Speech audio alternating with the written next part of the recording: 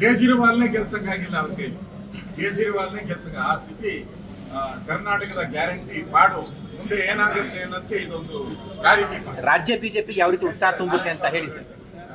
ಉತ್ಸಾಹ ಬಂದಿದ್ದಕ್ಕೆಲ್ಲ ವ್ಯವಸ್ಥೆ ಬಂದಿರೋಲ್ಲ ಒಟ್ಟಿಗೆ. ಭ್ರಷ್ಟಾಚಾರದ ವಿರುದ್ಧವಾಗಿ ನಮ್ಮ ಹೋರಾಟ ಇದೆ ಅಂತ ಹೇಳಿ ಕೇಜ್ರಿವಾಲ್ ಅವರು ಏನು ಹೋರಾಟವನ್ನ ನಡೆಸಿ ಅಧಿಕಾರ ನೀಡುತ್ತಾರೆ.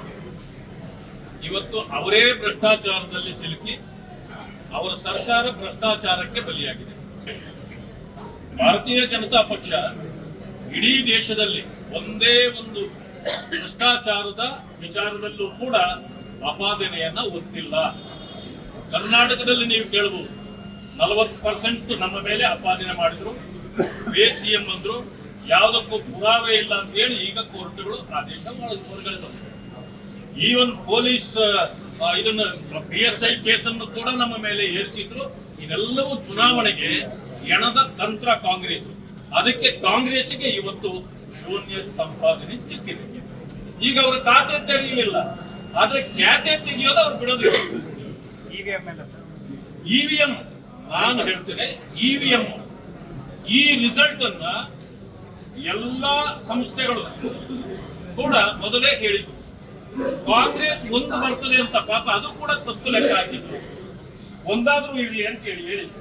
ಆದ್ರೆ ಈಗೇನಾಯ್ತು, ಒಂದು ಕೂಡ ಅವರಿಗೆ ಬರುವಂತ ಸ್ಥಿತಿಯಲ್ಲಿ ಮುಂದೆ ಇರುತ್ತೆ.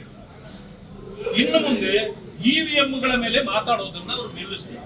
ಆಮೇಲೆ ನಾನು ನಮ್ಮೆಲ್ಲರ ಮೂಲಕ ಮನವಿ ಮಾಡ್ತೇನೆ, ರಾಹುಲ್ ಗಾಂಧಿ ಬರ್ಮುಡ ಬಿಟ್ಟು ಬೇರೆ ಏನು ಉಳಿದಿಲ್ಲ ನಮಗೀಗ. ಒಂದನ್ನ ಅರ್ಥ ಮಾಡ್ಕೊಳ್ಳಿ, ಅಪಾದನೆಗಳನ್ನ ರಾಜಕೀಯವಾಗಿ ಮಾಡ್ತೀವಿ. ನೀವು ಈಗಲೂ ಕೂಡ ಇವಿಎಂಗಳ ಮೇಲೆ ಅನುಮಾನವನ್ನ ವ್ಯಕ್ತಪಡಿಸ್ತಾನೆ ಬಂದಿದ್ದೀರಿ. ಕಳೆದ ಇವತ್ತು ಅರ್ಥ ಮಾಡ್ಕೊಳ್ಳಿ, ಯಾವ ಸಂಸ್ಥೆಗಳು ಕೂಡ ಈ ರಿಸಲ್ಟ್ಗಿಂತ ನಿಮಗೆ ಹೆಚ್ಚಿಗೆ ಬರ್ತದಂತ ಹೇಳೇ ಇರಲಿಲ್ಲ. ಅದು ಸಾಬೀತಾಗಿದ್ದರಿಂದ ಇದನ್ನ ಇನ್ನು ಮುಂದೆ ನೀವೇನಾದ್ರೂ ಹೇಳಿದ್ರೆ ನೀವು ಈ ದೇಶದಲ್ಲಿ ಅಪಮಾನಕ್ಕೆ ಈಡಾಗ್ತೀರಿ. ಈ ವರ್ಷದಲ್ಲಿ ಏನಾದ್ರು ಈ 5 ವರ್ಷಗಳಲ್ಲಿ ಏನಾದ್ರು ಯಾರಾದ್ರೂ ಟ್ರೋಲ್ ಮಾಡಿರ್ತಕ್ಕಂಥ ನಾಯಕ ಯಾರಾದ್ರೂ ಇದ್ರೆ ಅದು ಕೇವಲ ರಾಹುಲ್ ಗಾಂಧಿ ಅವರೇ. ಟ್ರೋಲ್ ಲೀಡರ್ ಇನ್ಯಾರನ್ನೂ ಇಷ್ಟೊಂದು ಟ್ರೋಲ್ ಮಾಡಿಲ್ಲ. ನಗುಬಾಟ್ಲಿಗೆ ನೀವು ಸಿಕ್ಕಿದ್ದೀರಿ. ಇವತ್ತು ಕಾಂಗ್ರೆಸ್ನ ನಿಜ ಸ್ಥಿತಿ ಏನು ದೇಶದಲ್ಲಿ ಅಂತಕ್ಕಂಥದ್ದು ದೆಹಲಿಯ ಫಲಿತಾಂಶ ಕೊಟ್ಟಿದೆ. ಆದ್ರಿಂದ ನಾನು ಹೇಳ್ತೇನೆ, ಇಲ್ಲ ನೀವು ಗೌರವದಿಂದ ರಾಜಕಾರಣ ಮಾಡಬೇಕು ಅಂತಂದ್ರೆ ಈ ಅಪಾದನೆಗಳನ್ನ ಬಿಟ್ಟು ನೀವು ರಾಜಕಾರಣ ಮಾಡಿ.